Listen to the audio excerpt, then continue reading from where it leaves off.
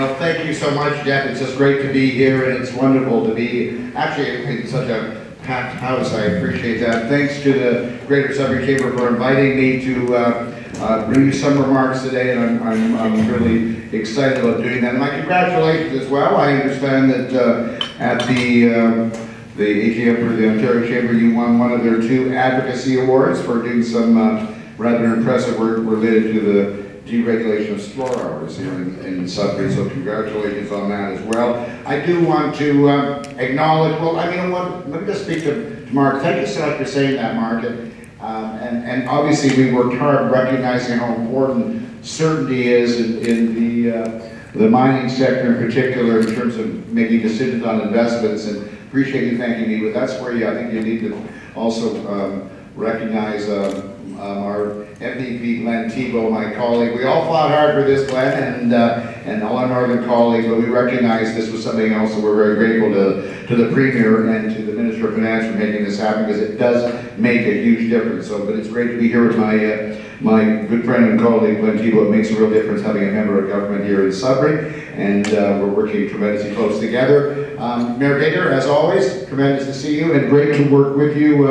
You know, we've got some great work we're doing on the Northern Ontario Growth Plan. We're going to keep doing that. We had a Northern Leaders Gathering a couple of months ago. We're going to do it again soon. I just think it's part of our larger vision for the economic development of the North, and the North being the real future. I mean, I have to stop soon. There's a ton of people in the audience I'd like to thank, but I do want to recognize our Deputy Minister, still relatively new. I'm allowed to call you still David Delaunay. David is sitting here, but he's up where I'm also surrounded by a number of our senior ministry staff, all of whom are remarkably dedicated people who just love the work that we do in our ministry. The truth is, I'm already going off script. I promise when I put my glasses on, that's the formal part. The truth is, one of the great joys if you get to be a member of the government is to be asked to serve as Minister of Northern Development Mines. It really is the role that means a great deal to everybody here in the North, and I'm just honored to get a chance to do it once again. I love the fact that I'm in that position and working with great people like Glenn and my other colleagues in the North. This morning, and Jeff didn't mention it, but this morning we actually had an opportunity to speak about the Ring of Fire in a more specific way. The Chamber has a Ring of Fire task force. We brought a lot of people together this morning. Premier Wynne was there, and I think, Jeff, you would agree that and those that were part of that gathering, it was a really, really significant discussion that we had about our work that we're doing to move the project forward, and complicated and challenging as it is, and I certainly will reference it more formally in my remarks. The Premier made it very, very clear just how important to me as Minister, to our Deputy, and certainly to everybody in the room that this is an extraordinarily important project from her perspective as Premier, something she is determined to see move forward. So the kinds of commitments that our government has made, particularly the $1 billion infrastructure commitment and other commitments, are really important. So I'm really pleased that the Premier had an opportunity to spend some time not only at Phenom this morning, which was very important, your worship, but also, of course, have this discussion. And that, I think, probably does put me in a position where I get to to tell you that we just see the opportunities in Northern Ontario on such a large scale, mining being such a big part of it, and it allows me to say that this gives me a chance to talk about what you all know in this room, and I think most Northerners know, but it really is about the importance of Northern Ontario, not only to our province, but also to our country. And there's no secret that Northern Ontario has been an integral part of the complete building up of our province and of our nation. And that's been happening now for over 130 years, and that speaks to the exploration and development of our mineral resources in Northern Ontario. They have quite specifically and literally helped shape Canada. It was the mining industry in the 20th century that helped drive North American industrialization, welcome new Canadians into our northern communities, and very much helped the expansion of international trade routes through the Great Lakes. And here we are now in the 21st century, and I think it's fair to say that comes with some new challenges as well. And I think, again, particularly those of us And those of you from the greater Sudbury area, and those of us in Northern Ontario, are fairly aware of the recent challenges facing the mining sector. And Mark, you referenced it by simply your thanks for the permanency of the Northern Industrial Electricity Rate. Economic uncertainty is still there, and lower metal prices, commodity prices. So what makes us excited as a ministry and very focused on the work that we want to do and very devoted is that despite these challenges, Ontario has absolutely remained one of the most attractive destinations for mineral exploration and investment in North America. We continue to lead the country in terms of our mineral exploration. And certainly here in the north, we are going to continue to step up and accelerate the development of Ontario's goods and services, both here and abroad. And that's why one of the things that we're focused on, which again I think is something that is crucial is to help develop it, is that we are renewing or refreshing our own mineral development strategy. We put out a mineral development strategy in 2006, and in that period of time I think we accomplished a great deal, but we really feel the time has absolutely come for us to look at it again, to seek your advice, to get real advice on how we as a government can put policies in place that will be helpful in terms of attracting more investment, allowing your companies to continue to operate. Not everyone knows right now, I mean, Ontario is home to 43 operating mines. We've got our diamond mine far up north, 14 base metal mines, and 16 gold mines, and 2 new mines that are actually gold mines that are being commissioned in northwestern Ontario, Red Lake this year. Rubicon Minerals gold mine, which is really exciting. We're producing probably over 165,000 ounces of gold every year. Gold Corp, beginning production, I guess, the Coachner expansion gold mine. They'll have a 20-year mine life. That's exciting, obviously. Right here in the greater Sudbury area, construction underway for KGHM's Victoria project with anticipated production of 14.5 million tons of resources. Ultimately, 300 exploration projects listed for the province, and of course, one of the world's top 10 jurisdictions for mineral investment. So it probably needs to be said, so what does it mean? What is the value of us being in the top 10? Well, it's exciting for us that despite the challenges in 2014, we saw the value of actual mineral production reach a record of $11 billion. That certainly makes us the leading jurisdiction in Canada for mineral production. And of course that accounts for about a quarter of Canada's total mineral production. And this is, I think, an example of what we can accomplish when the mineral sector and the government do work together, which speaks to the great relationship that we have with the sector and how we try and make the best possible decisions we can. The mining sector is continuing to grow despite these challenges because our companies do know how to adapt to changing commodity prices and the fluctuating investment cycles. But again, that word certainty continues to be something I hear. But I must admit, when I was first made minister, I spoke to somebody who had been a long-time veteran in the mineral sector, who told me about the fact that it truly was a cyclical industry and that there were ups and downs. And we had to sort of ride your way through it. But that's why perhaps it's even more important that you make the right decisions when you are going through challenging times. And that's really our goal. That's really why we feel that one of the things we can do and we are doing is to take a fresh look at our mineral development strategy. There's some pretty neat numbers out there, and not everyone is conscious of them. But when you look at some of the numbers that we have, I think they're worth repeating, which is 26,000. 26,000. That's the number of people across our province who are employed directly in the mineral development sector. 75. Now that's the number of countries that we export our mining products to.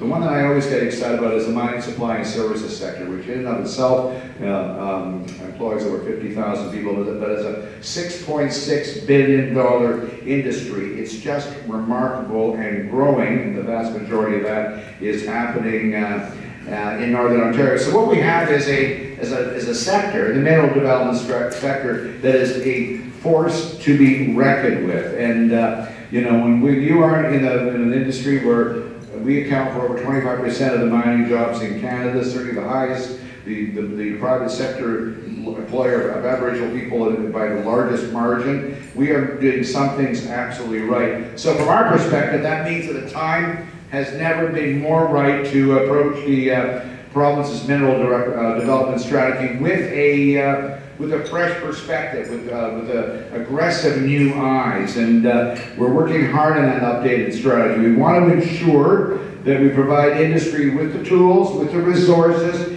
you need to succeed, and some of those factors are your ability to look at new opportunities for the mining sector to raise capital for prospecting, exploration, mineral development. Certainly continuing to foster more Aboriginal partnerships and economic opportunities, and supporting competitive production and transportation costs. We talk often about driving innovation to improve productivity. How important that is. We all know that mines are going deeper than ever before. We want to be able to help increase mineral discovery rates and identify new reserves, let alone identifying future labor market opportunities. So we've actually just wrapped up a series of workshops held across Ontario. Certainly, I think we had 10 different sessions. You know, Rob Irwin is here, who was in charge of that. We've heard from hundreds of participants, and the level of engagement during these consultations has certainly been extraordinary, and it exceeded expectations. If I've heard anything about the mining sector, they're very straightforward and honest with you, Rob. Is that not true? And you know, I've had some remarkable experience with those people, so that is going to be very helpful too. And there was a workshop here in Sudbury. Real cross-section of industry came here, and we heard certainly some very, very helpful thoughts on that. So we've got a tremendous amount of work to do. We want to be able to come out with a report on this sometime later this year, and I want to share those results with you. But it's your input that is so crucial to us, and we want this to be of value to you. So that's what we'll do. Let me, though, just now perhaps talk just a little bit more about the future itself. Referenced earlier, we got 43 operating mines in the province. I think there's about 5 more that will be opening over the next 3 years. More companies I could list for you. Centerra is partnering with Premier Gold for a project in the Greenstone area. That's another exciting project. There's a New Gold project in the Port Francis River area. That's an interesting one. This is the first mining project to successfully complete a harmonized provincial and federal environmental assessment under the new Federal Environment Act, and this will obviously ensure that the environment is protected and the health of Ontarians are protected and safeguarded. But as such, New Gold has begun their production of that project, and certainly the story here in Sudbury is an unbelievable one.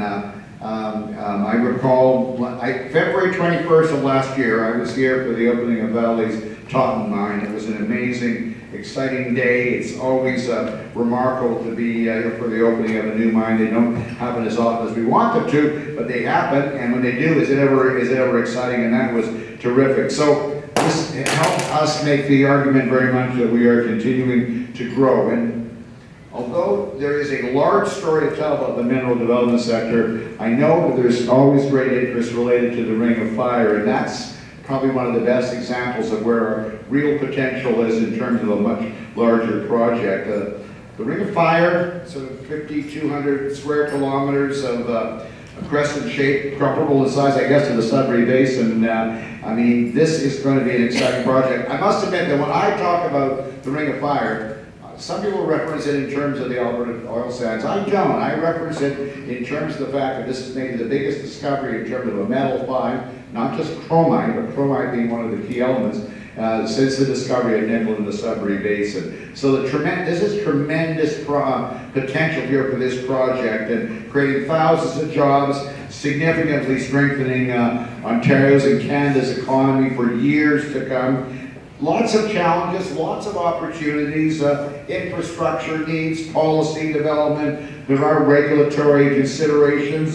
Global market forces are clearly going to be some of the factors that impact this project. I referenced briefly earlier our $1 billion commitment made by the provincial government towards transportation infrastructure. This is a mineral development find in a remote part of the province that has never seen development before. It is a top priority of our government, so our commitment is important.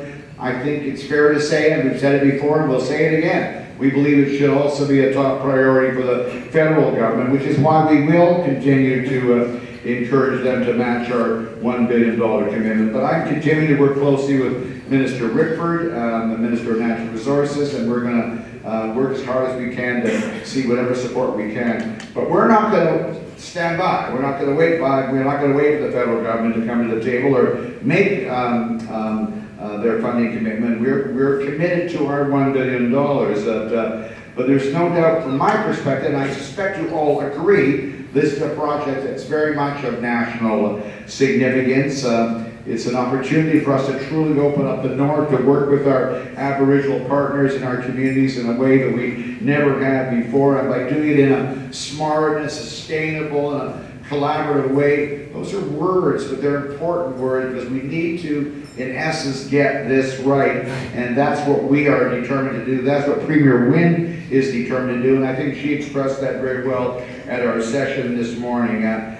We're pleased about being able to share with the federal government funding for a First Nations study of an all-weather transportation system. From basically, I think it was led by Gravelle First Nation deputy and with the participation of 3 other First Nations, Nishnandiga, Ipamatuma, and Nibinamik. I mean, this is another important real step. We know that Northern Resources is focused on certainly their Ring of Fire project, but they have also now, of course, acquired the assets that previously were owned by Cliffs Natural Resources, so they become a much bigger player, and we're working incredibly closely with the Matawa Area First Nation. I see that Frank Yakabuchi will be, who is the negotiator on behalf of the Ontario government, is coming to speak to you, I think, sometime later in May.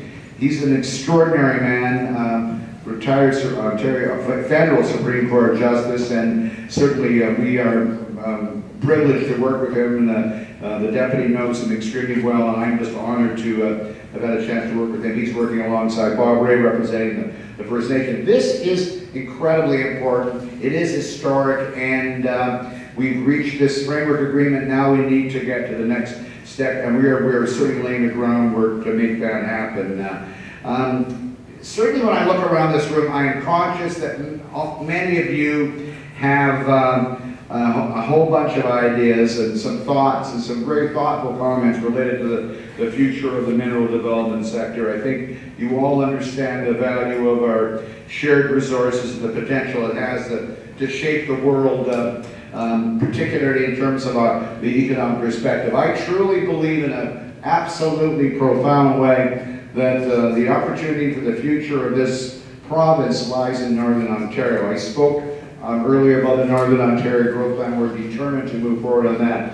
We are working very, very hard to bring to reality the Ring of Fire, which is an actual real project that's going to happen. We're committed to making sure that indeed infrastructure needs are met in this part of the province. The future truly is in Northern Ontario. I stand before you a little short guy from Thunder Bay who first got elected 20 years ago. It's actually, my anniversary is coming up on June the 8th, and I find it unbelievable to think that it's been 20 years since I first got elected. And may I say that I feel, if anything, more committed and more devoted to this job than I ever have before. It's a privilege to be an elected representative. My colleague Glenn certainly knows that well, but to be able to be in a position to actually make things happen. I can stand here and talk about the Northern Ontario Heritage Farm Corporation at great length and the difference it's made in the lives and creating jobs in Northern Ontario community.